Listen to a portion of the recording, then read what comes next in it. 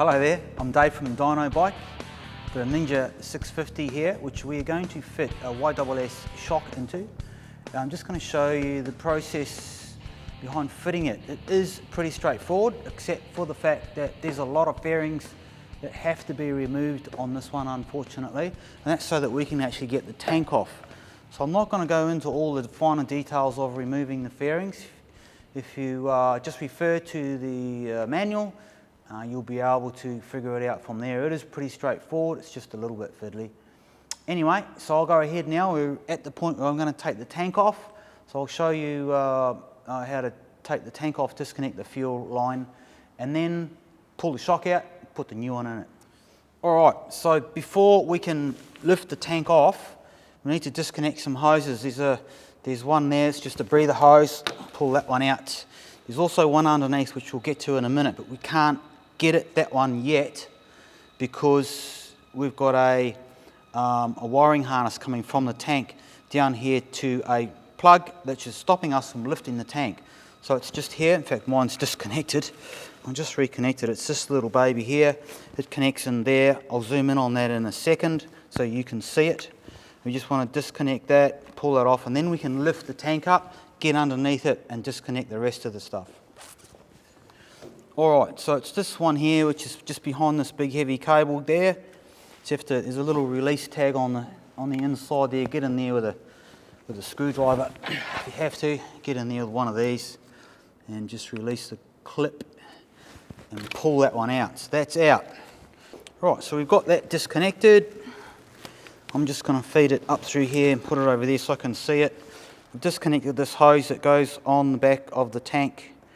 Now I'm going to use a piece of timber to lift the back of the tank up, slide it under there. Obviously I've undone the bolts. There's 2 bolts there.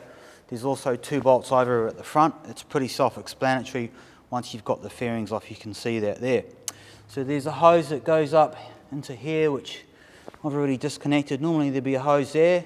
We want to pull that one there off, and then we can go to the fuel line, which I know a lot of people have a bit of trouble getting these fuel lines off. I'm going to zoom in on it in a second and show you the process getting this one out. It's actually pretty straightforward when you know how. Alright, so if you look at this thing here, it's got a little red plastic thing going around the outside of it. It's on 3 sides, not on 4. Right, and you can see right there, there's a little groove there which I can fit my flat bladed screwdriver into. So all you have to do is go in there, twist the screwdriver carefully, because it is plastic, and you see it's popped out. Now once that's popped out, we can just pull the fuel hose off like that. Fuel hose is off. Okay, so everything's disconnected from the tank. We can now pull the tank off. Right, so we've got a bolt at the top here, which is why we've got to get the tank off so I can get in there. I've already undone the nut. You just need a 14mm ring open ender. You can undo it. That's pretty straightforward. We can slide that out at any time once we've got the weight taken off the back wheel.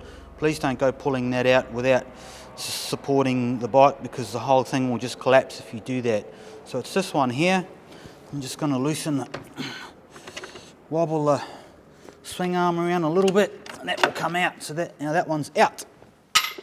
Alright, so that just leaves us with the bottom one, which is this one here.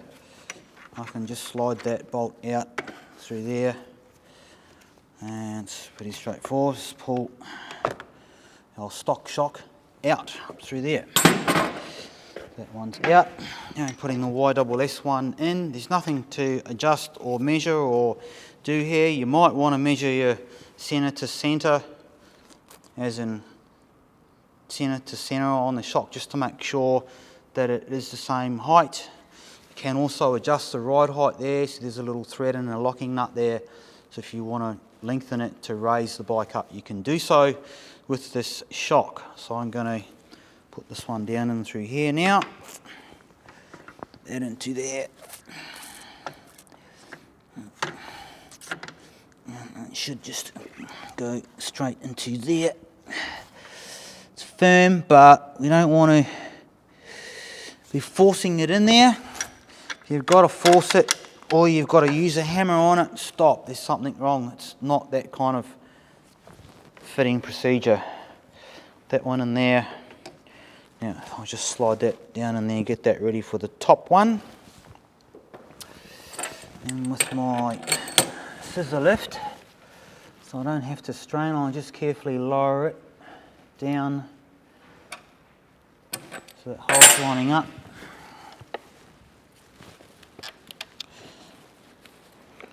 And our bolt, theoretically, should just fall in there, and it does. Alright, that is pretty much it for the YSS shock fitting. As I say, fitting the shock's pretty straightforward. It's a little bit of a pain to pull all the bodywork off. Apart from that, it's easy peasy. And that's how to fit the shock to this little Ninja 650. If you'd like to purchase one of these, don't forget you can click on the link just below here, which will take you to our online store. You can purchase the shock there and a ton of other stuff to suit the Ninja 650. Thanks for watching. I'm Dave from Dyno Bike.